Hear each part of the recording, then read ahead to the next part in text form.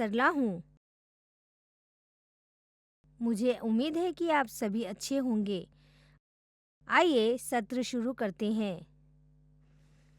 आज के सत्र में हम राजीव गांधी युग में हुई नई पहलों और उच्च पदों पर सांप्रदायिकता और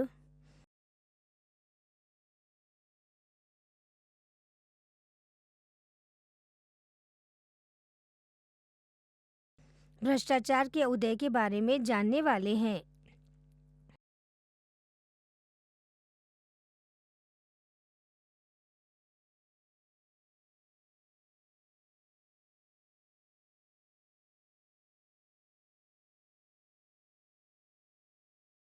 सीखने के परिणाम। इस वीडियो के अंत तक आप निम्न के बारे में समझ पाएंगे। राजीव गांधी युग में नई पहल।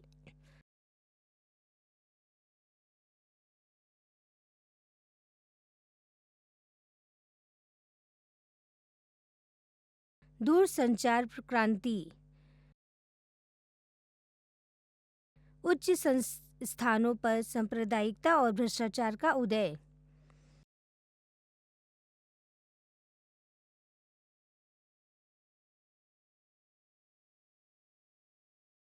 बाबरी मस्जिद पर संघर्ष।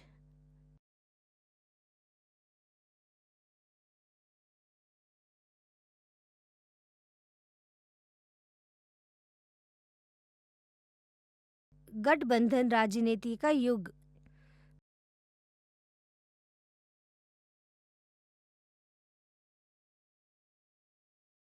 आर्थिक उदारीकरण।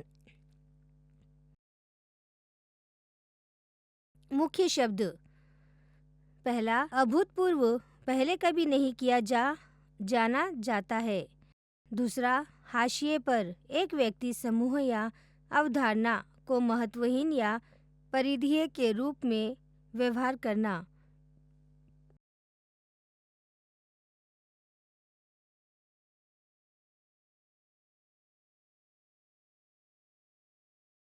तीसरा, सांप्रदायिकता, व्यापक समाज के बजाय अपने स्वयं के जातीय समूह के प्रति निष्ठा।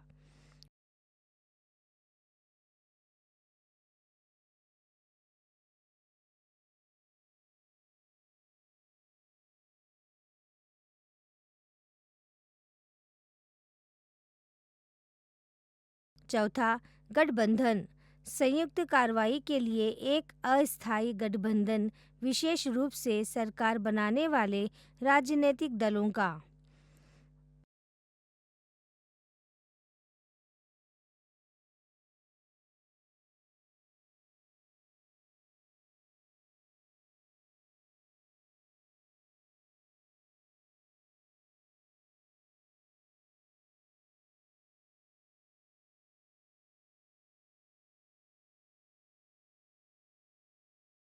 राजीव गांधी युग में नई पहल।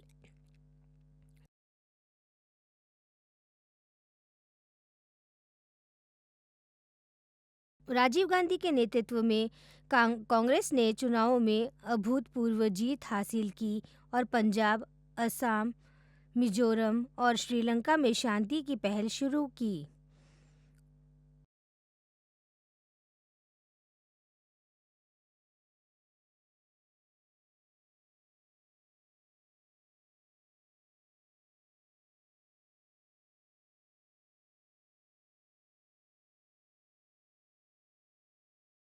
अलगाववादी तमिलों और श्रीलंका सरकार के बीच शांति बनाए रखने के लिए भारतीय सेना की श्रीलंका भेजा गया था, लेकिन दोनों पक्षों ने इसे अस्वीकार कर दिया, जिससे 1989 में इसकी वापसी हुई।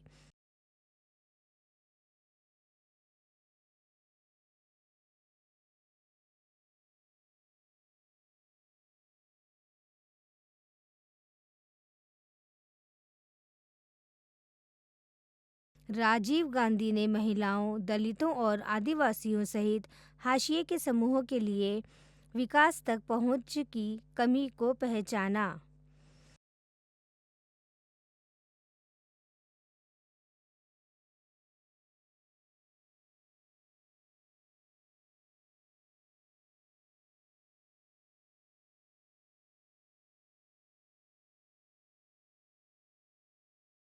उन्होंने पंचायती राज संस्थानों को सक्रिय करके शासन में बदलाव का प्रस्ताव रखा, जिसका उद्देश्य शासन प्रक्रिया में बड़े पैमाने पर भागीदारी सुनिश्चित करना है।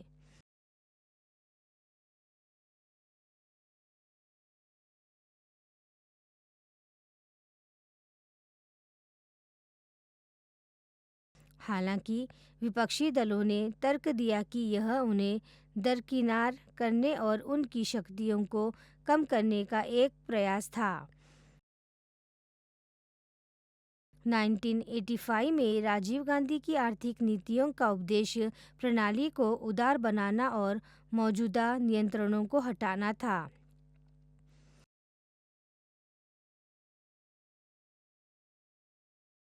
उनका मानना था कि भारत को उभरी प्रौद्योगिकियों, विशेष रूप से कंप्यूटर और दूरसंचार के साथ अनुकूलन करने की आवश्यकता है।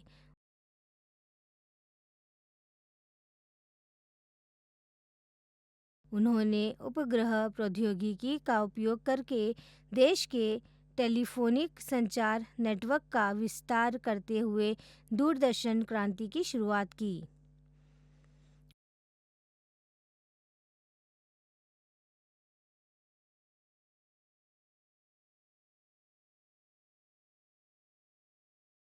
उच्च स्थानों पर सांप्रदायिकता और भ्रष्टाचार का उदय।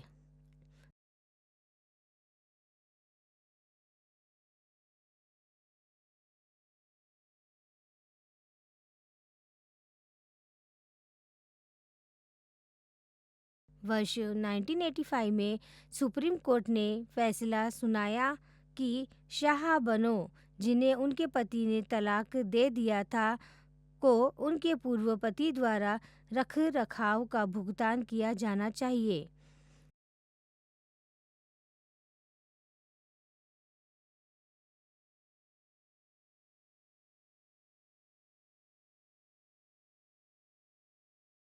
इस फैसले का प्रगतिशील मुसलमानों ने स्वागत किया, लेकिन अन्य लोगों ने इसका विरोध किया क्योंकि यह इस्लामी कानून के खिलाफ था और धार्मिक जीवन में हस्तक्षेप कर सकता था।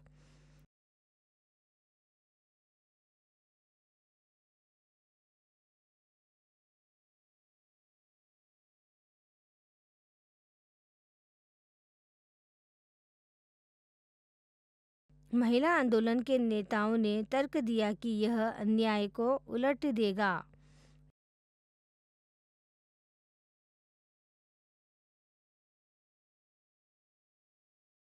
1986 में सरकार ने एक नया कानून लागू किया, जिसमें मुस्लिम धार्मिक निकायों को तलाकशुदा मुस्लिम महिलाओं को 3 महीने की छोटी अवधि के लिए रखरखाव का भुगतान करने की अनुमति दी गई, जिसे धार्मिक रूढ़िवाद से समझौता करने के रूप में देखा गया था।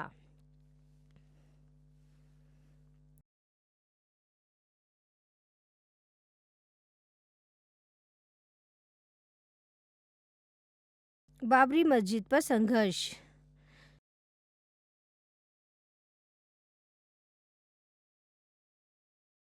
लगभग उसी समय हिंदुओं ने बाबरी मस्जिद की जगह अयोध्या में भगवान राम के लिए एक मंदिर बनाने का अभियान शुरू किया।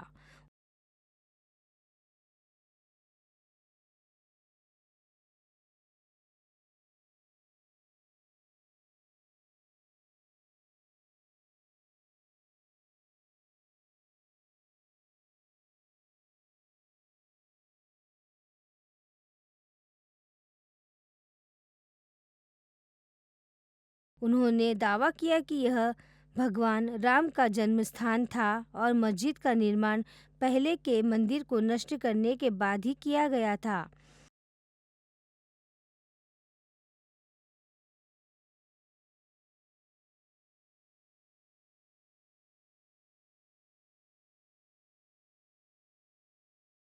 बाबरी मस्जिद के संरक्षकों ने इसका खंडन किया, यह दावा करते हुए कि यह मुसलमानों के लिए पूजा का स्थान है।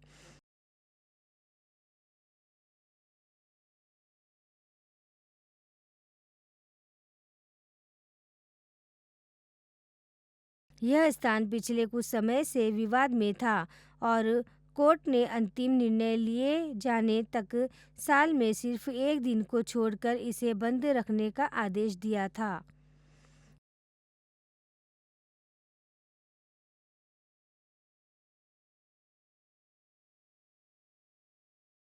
1986 में न्यायालय ने आदेश दिया कि मस्जिद को सभी दिनों में खोला रखा जाए और हिंदुओं को दैनिक आधार पर अपनी पूजा करने की अनुमति दी जाए।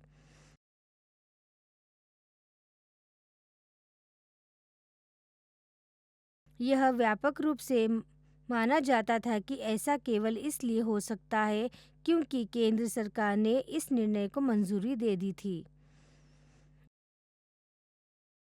मंदिर के इस उद्घाटन ने उन समूहों की मदद की जो बड़ी संख्या में लोगों को जुटाने के लिए मस्जिद को मंदिर में बदलना चाहते थे।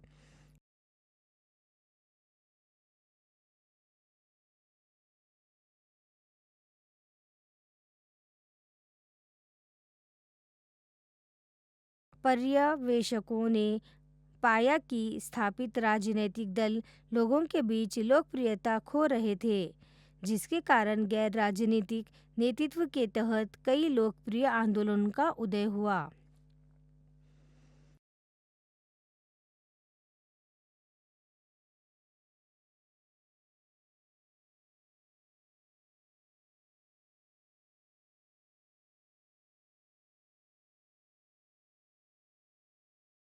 महेंद्र सिंह टिकैत और शरद जोशी के नेतृत्व में यूपी और हरियाणा के किसानों ने बेहतर कृषि कीमतों और डीजल, उर्वरक और बिजली जैसे आदानों के लिए अधिक अनुदान के लिए संघर्ष किया।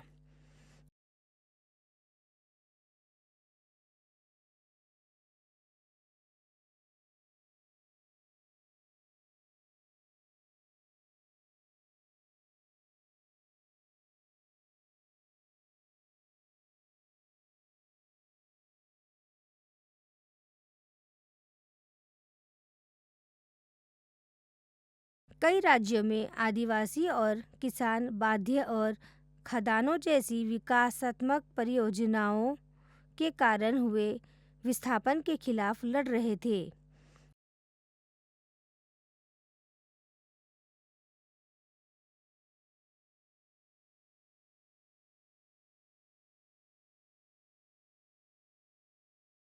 सामान्य लोकप्रियता में इस गिरावट ने राष्ट्रीय राजनीतिक दलों को चुनावों में समर्थन बनाए रखने के लिए धार्मिक भावनाओं को बढ़ावा देने के लिए प्रेरित किया।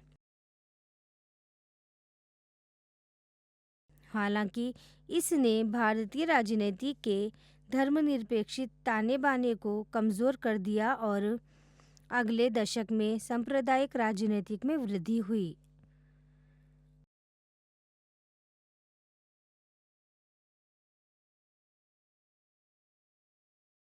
भारतीय सेना में इस्तेमाल होने के लिए स्वीडिंग बंदूक निर्माताओं से रिश्वत प्राप्त करने के लिए कई नेताओं के खिलाफ आरोप दायर किए गए थे।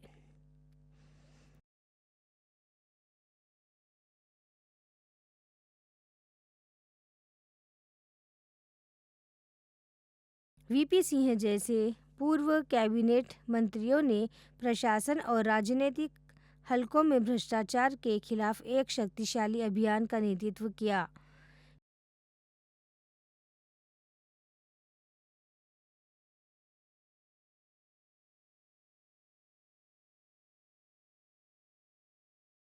यह मुद्दा 1989 में गैर कांग्रेसी राजनीतिक ताकतों के लिए चुनाव अभियान का मुख्य मुद्दा बन गया।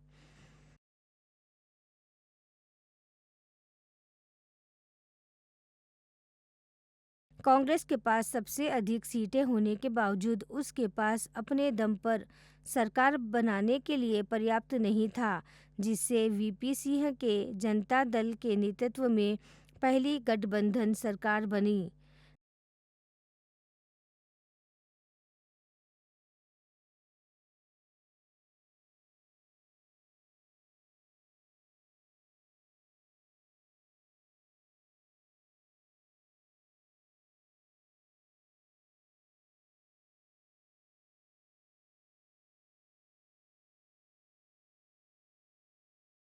गठबंधन राजनीति का युग।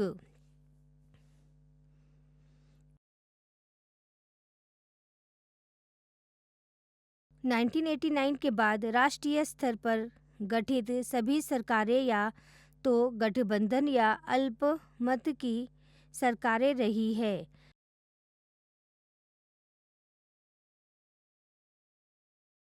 गठबंधन सरकारों ने भागीदारों के बीच बेहतर समझ को बढ़ावा देने के लिए सामान्य न्यूनतम कार्यक्रम और समन्वय समितियों जैसे तंत्र लागू किए हैं।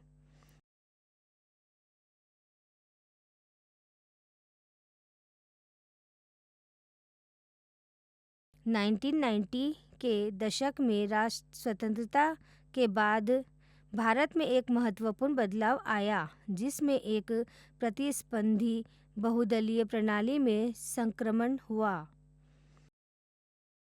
आर्थिक उदारीकरण। 20वीं शताब्दी में भारत वैश्विक बाजार के साथ एकीकृत था।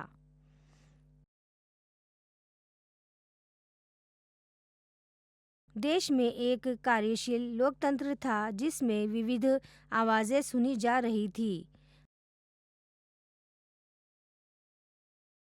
हालांकि विभाजनकारी राजनीतिक और सामाजिक अशांति की चुनौतियां थीं।